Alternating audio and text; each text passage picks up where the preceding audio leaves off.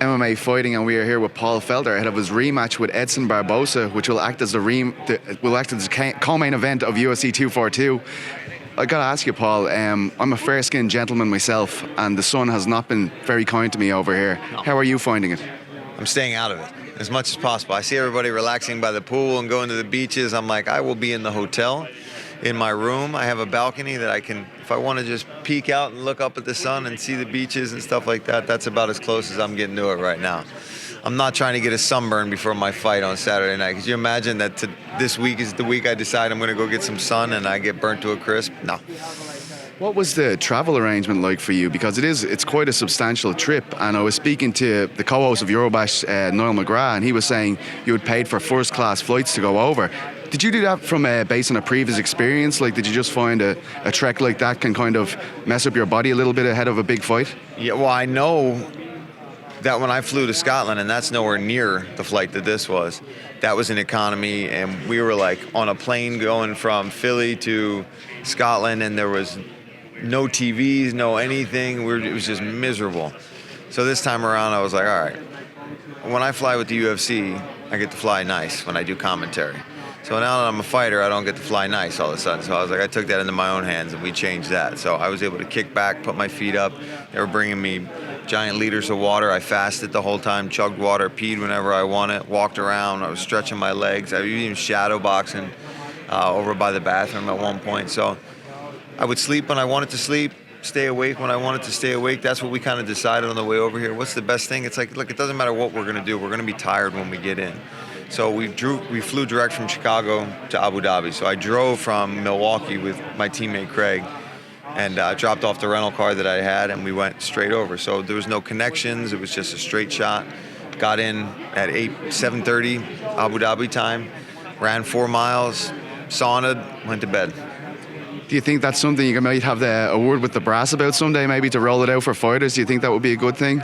I think maybe main event, co-main events, you start getting a little special treatment or something like that. You know, you guys want us to come over here early and do all that kind of stuff. And when we're flying that far, man, it's rough to do. And I'm coming from the Midwest. Can you imagine you're coming from the West Coast? It's even worse. Those guys had to fly from, I'm sure, California to either Chicago or New York. New York to, some people had layovers in London, I think. I mean, I went and did a lot of my own research on the flights as well. I went and picked out which flight was the quickest for me to get here. Right. Now, Edson Barboza, you clearly have a lot of respect for Edson, there's no doubt about that. But I mean, you seem like a completely different fighter to me when I look at that first fight. You used to play at that range that he likes, but we've seen a lot more of your clinch and your groundwork now. I mean, how different do you feel as an athlete and as a fighter now? I mean, you know, it's easy for me to say, oh, you know, I'm so different. But I am, and you see it. It would be different if it didn't show in my fights, but you see from that fight to where I've been in my last few fights, I'm not even the same person. And I just feel so much more well-rounded and comfortable in there. I don't feel pressured to have to put on a show like I used to back then. When I fought Edson the first time, I felt like, okay, I had to show that I was worthy of this spotlight and getting this big fight against such a top-ranked guy early in my career. So I was almost putting on a show, spinning at times that didn't make any sense. If you go back and watch that fight, some of the spins that I did, they made no sense. And I don't do that crap anymore. Is it fair to say that you've added more strings to your bow than Edson has since that first fight? And I know he's a great fighter, he's a tremendous kicker, but it seems to me that you just have added a few more things to your arsenal than maybe Edson has since that first fight.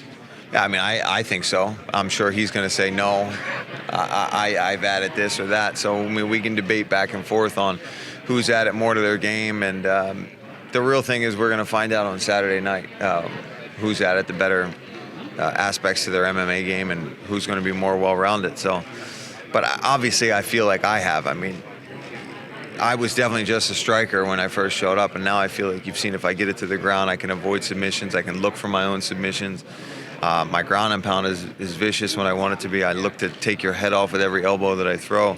I can still spin. I can still leg kick with the best of them, and I just feel like my pressure and toughness is what also helps add on to that. So now I have the skills. I've always had the balls behind it. Now I've got the calmness and the confidence to go with it. Do you ever listen back to your fights and think that the commentators on duty that night did a terrible job? I get mad at Joe, who's a friend of mine. I'll be like, man, I feel like he's throwing me under the bus. But you know what? I think that's because he actually likes me and was a fan of me. So you get more critical of. So any of you fighters out there, if I'm calling your fights and it seems like I'm ragging on you, it's probably because I actually like you and don't want to seem biased towards you. So sometimes like some of my own teammates, I'll almost be putting them down like, oh, that was dumb. You shouldn't have done that. Because I'm thinking in my head, why are you doing that? You know what I mean? And you're better than that. So if we're talking a little trash, it means you're good.